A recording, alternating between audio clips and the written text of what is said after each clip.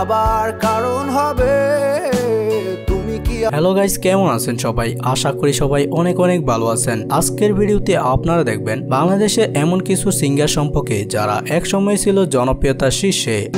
মতো মুক্তি যখন ভাসত নয়ন জলে আদর কইরা মুইছে একবার বলে বারবার বলে বলে তুমি আমার। কিন্তু বর্তমানে তাদের জনপ্রিয়তা নেই বললেই চলে, অর্থাৎ বাংলাদেশের 10 জন অকালে হারিয়ে যাওয়া গায়কদের সম্পর্কে জানবো। সো তাই আজকের ভিডিওটি আরো ইন্টারেস্টিং হতে চলেছে, তাই ভিডিওটি শেষ পর্যন্ত দেখার অনুরোধ রইল। তাদের মধ্যে প্রথমে রয়েছে মিনা রহমান। ও একটু নয় অনেক বেশি ভালোবাসি তোকে। এক সময় বাংলাদেশে এমন কোনো তরুণ তরুণী ছিল না যে যিনি মিনারের অত্যন্ত একটি গান শুনেননি। আমি তোমার দ্বিধায় বাঁচি, তোমার দ্বিধায় পুড়ে যাই। 2008 সালে গায়ক হিসেবে আত্মপ্রকাশ করেন মিনার, আর অল্প সময়ে শ্রোতাদের হৃদয়ে স্থায়ী জায়গা করে নেন। তুমি কি আমার হাসি মুখের আবার কারণ হবে। কিন্তু এখন আমরা তাকে ঠিক আগের মতো দেখতে পাই না, সে আর আগের গান কন্টিনিউ করছে না। তারপর রয়েছে এফ এ সুমন। ভাব কইরা তোর সঙ্গে রে বন্ধু কষ্ট ভরা। বাংলাদেশের অন্যতম জনপ্রিয় গায়ক ছিলেন এফ এ সুমন। বন্ধুরে তোর বুকের ভেতর শখের বসে বানাই। স্কুল কলেজ জীবনে তার গান শুনে অনেকেই ছেঁকা না খেয়েও ছেঁকা খাওয়ার ফিল নিয়েছে। তার গানগুলো অনেক বছর আগেও ছোট থেকে বড় সবার কাছে অনেক জনপ্রিয় ছিল। যদিও তিনি এখন নিয়মিত গান করছেন, তবে তার গানে সেই জনপ্রিয়তা এখন আর নেই বললেই চলে। আমার ঘুম পাড়ানি বন্ধু তুমি কোন আসমানের তারা, কোন আসমান। তার গানগুলো এখন আর আগের মতো ভাইরাল হয় না, অর্থাৎ বলা যায় এখন তিনি আর আগের ফর্মে নেই।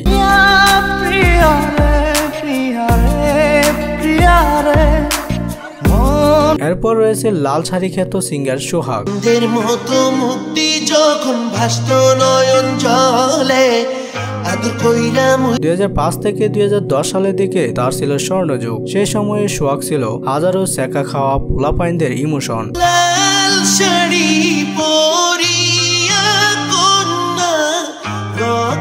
তার রক্ত আলতা পায়ে অ্যালবামটি প্রথম রিলিজ হয় 2005 সালে। এরপর তিনি আরো অনেক গানের মাধ্যমে সকলের কাছে জনপ্রিয়তা হয়ে ওঠেন।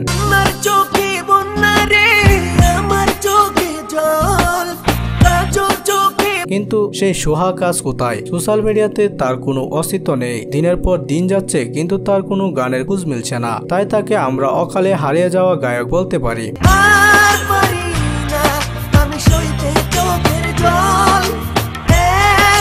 এরপর রয়েছে বাংলাদেশের অন্যতম জনপ্রিয় গায়ক বালাম। একাকী মন আজ নীরবে বিভাগিত আজ থেকে 16-17 বছর আগে তার গানগুলো ছিল বেশ জনপ্রিয়।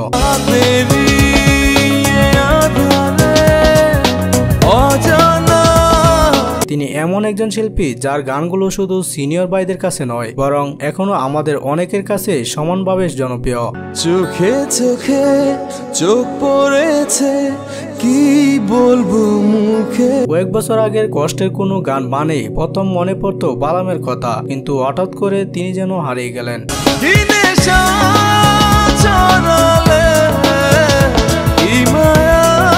না আসে তার কোনো নতুন গান, না আসে তার কোনো খোঁজ, একেবারে নিখোঁজের মতোই ছিলেন। তবে শাকিব খানের প্রিয়তমা সিনেমার গান নিয়ে তিনি আবারও ফিরে এলেন।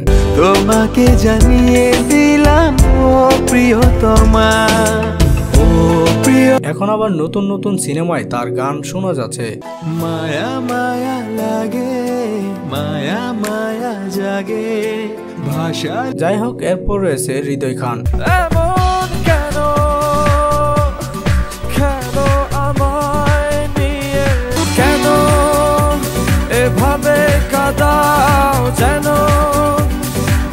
হৃদয় খান বাংলাদেশের একজন জনপ্রিয় সিঙ্গার এবং মিউজিক কম্পোজার।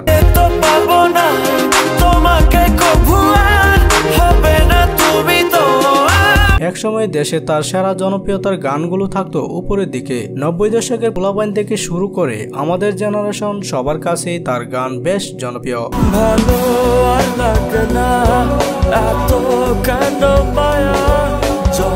তবে দুঃখের বিষয় হলো হৃদয় খান এখন আর আগের মতো নতুন নতুন গান তৈরি করে না। যদিও তার জনপ্রিয়তা একেবারেই হারায়নি, তবে অনেকেই তাকে হারিয়ে যাওয়া গায়ক বলেই মনে করেন।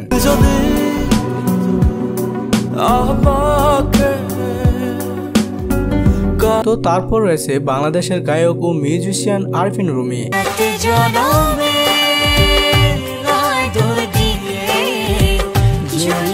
যার গানগুলো ছিল একটি থেকে একটি জনপ্রিয়। তার গানগুলো যেমন জনপ্রিয় ছিল তেমনই ছিল হৃদয় ছুঁয়ে যাওয়ার মতো।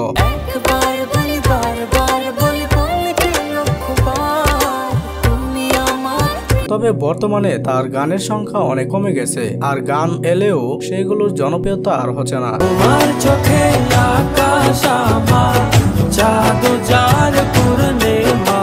তো আরফিন রুমি কার কার প্রিয় গায়ক ছিলেন তা কিন্তু কমেন্টে জানাবেন। এনিওয়ে গাইস, এরপর রয়েছে কাজী শুভ। মনের সাথে মন মিলাইয়া ব্যথা পাইছি এই মনে আমি। কাজী শুভ একজন অন্যতম এবং জনপ্রিয় বাংলাদেশি কণ্ঠশিল্পী। ও ভালোবাসার থই জানে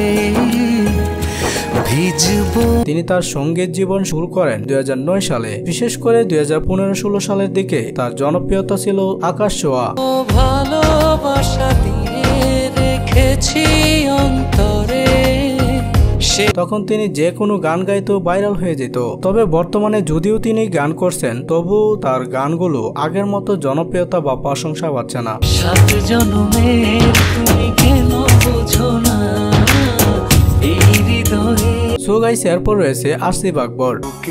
জমানো ব্যথা কান্নার নোনা জলে ঢেউ ভাঙে চোখের। বলা যায় 90 দশকে বাংলা গানের সবচেয়ে জনপ্রিয় গায়ক ছিলেন তিনি। প্রথমে ভালো লাগা, তারপর ভালোবাসা, ভালোবাসা থেকে হলে জানে। সেই সময় তার জনপ্রিয়তা ছিল অনেক, কিন্তু বর্তমানে আসিফকে আগের মতো গানে খুব বেশি দেখা যায় না। নীলাঞ্জনা তারপর রয়েছে অপরাধী গানের সিঙ্গার আরমান আলী। একটা সময় তোরে আমার সবই ভাবিতাম, তোরে মন পিঞ্জরে যত্ন করে। অপরাধী গানটি গেয়েই তিনি রাতারাতি আলোচনায় আসেন। স্কুল পলায়া একটা নজর দেখিতে যাইতাম, আমি টিফিনের সব টাকা জমা। সে একটি গান তাকে এনে দেয় ব্যাপক জনপ্রিয়তা। তারপর থেকে একের পর এক গান গেতে থাকে। বিকালের মতো তোমায় আর তো দেখি না আমি আমার মতো, যেগুলোর অনেকগুলোই দর্শক শ্রোতাদের কাছে দারুণভাবে গ্রহণযোগ্য হয়। এমনকি তার গাওয়া অপরাধী গানটি এখনো বাংলাদেশের সবচেয়ে বেশি ভিউ পাওয়া গানের তালিকায় 1 নম্বরে রয়েছে। মাইয়া রে তুই অপরাধী রে, আমার যত্নে করা ভালোবাস। কিন্তু দুঃখের বিষয় হলো এখন তার নতুন গানগুলো আগের মতো জনপ্রিয়তা পাচ্ছে না। তাই বলা যায় আরমান আলী তার গ্রামের জনপ্রিয়তা হারিয়ে ফেলেছে। তো তারপর রয়েছে আমাদের সবার প্রিয় নোবেল।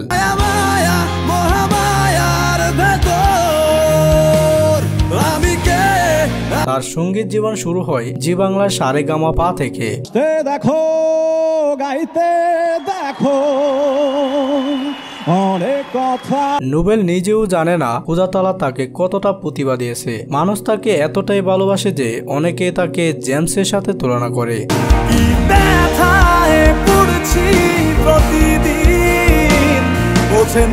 কিছুদিন আগে তার মহামায়া গানটি মন ছুঁয়ে গেছে।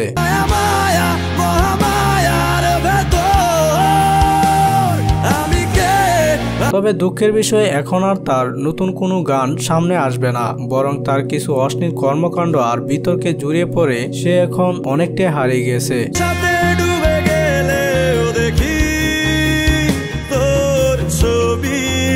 সো গাইস, এ ছিল বাংলাদেশের 10 জন অকালে হারিয়ে যাওয়া 10 জন গায়ক। আমরা সবাই চাই তারা আবারও ফিরে আসুক তাদের পুরনো ফর্মে, পুরনো জনপ্রিয়তায়। ভিডিওটি যদি ভালো লাগে তাহলে চ্যানেলটিকে সাবস্ক্রাইব করে পাশে থাকা বেল আইকনটি প্রেস করে অন করে দিবেন, যাতে পরবর্তীতে এরকম সকল ইন্টারেস্টিং ভিডিও উপভোগ করতে পারেন। দেখা হবে পরবর্তী নতুন ভিডিওতে। সে পর্যন্ত ভালো থাকুন, সুস্থ থাকুন। আল্লাহ হাফেজ।